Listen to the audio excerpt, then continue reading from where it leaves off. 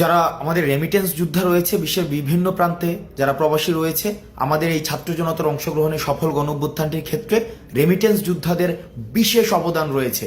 আমরা দেখেছি রেমিটেন্স যোদ্ধারা আমাদের সমন্বয়কদেরকে যখন বিভিন্ন আইনশৃঙ্খলা রক্ষাকারী বাহিনী ধরে নিয়ে যায়, তখন তারা স্বপ্রণোদিতভাবে রেমিটেন্স শাটডাউন কর্মসূচি পালন করে, যেটি ছাত্র জনতার, ছাত্র নাগরিকের অংশগ্রহণে গণঅভ্যুত্থানটি সফল করার ক্ষেত্রে বিশেষ ভূমিকা পালন করে।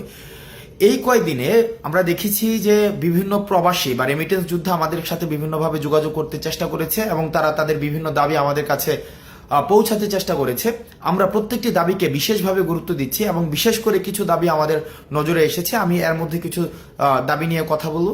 এর মধ্যে প্রথম একটি দফা দাবি, যেটি আমাকে ব্যক্তিগতভাবে মানসিকভাবে বেশ তাড়িত করেছে, যেখানে তারা বলেছে বিদেশে যখন কোনো রেমিটেন্স যোদ্ধা মারা যায়, তার লাশটি যখন দেশে নিয়ে আসতে হয় তখন তাকে একটা ফি দিতে হয়।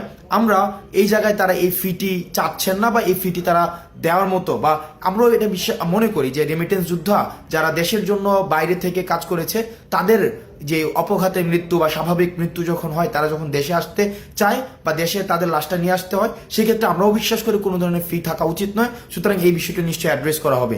দ্বিতীয় যে একটি গুরুত্বপূর্ণ বিষয়, সেটি হচ্ছে প্রবাসীরা যখন দেশে আসে, এয়ারপোর্টে তাদের নানাবিধ হয়রানির শিকার হতে হয়। তাদের তৃতীয় শ্রেণীর নাগরিকের সেখানে হচ্ছে মর্যাদা দেওয়া হয়। আমরা চেষ্টা করব এই বিষয়টিকে খুব দ্রুত সময়ের মধ্যে অ্যাড্রেস করা, তাদের জন্য যথাযথ মর্যাদা নিশ্চিত করা হয় এবং বিদেশ থেকে তারা যেসব জিনিস নিয়ে আসে সেগুলো যেন যথাযথভাবে খুব সেফলি তাদের কাছে হস্তান্তর করা হয়।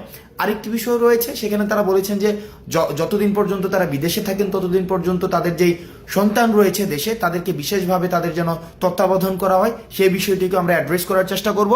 এবং আরেকটি বিষয় রয়েছে, তারা যখন বিদেশে যেতে চায়, বিদেশে যাওয়ার ক্ষেত্রে তাদেরকে কর্মসংস্থান ব্যাংক থেকে যে ঋণটি নিতে হয়, সেই ঋণটি নেওয়ার ক্ষেত্রে বিভিন্ন ধরনের জটিলতা সেখানে রয়েছে। সেই জটিলতা নিরসনের জন্য তারা চাচ্ছেন আমরা যেন সে বিষয়টি নিয়ে কথা বলি এবং জটিলতা নিরসনে যেন যথাযথ পদক্ষেপ নেওয়া হয়।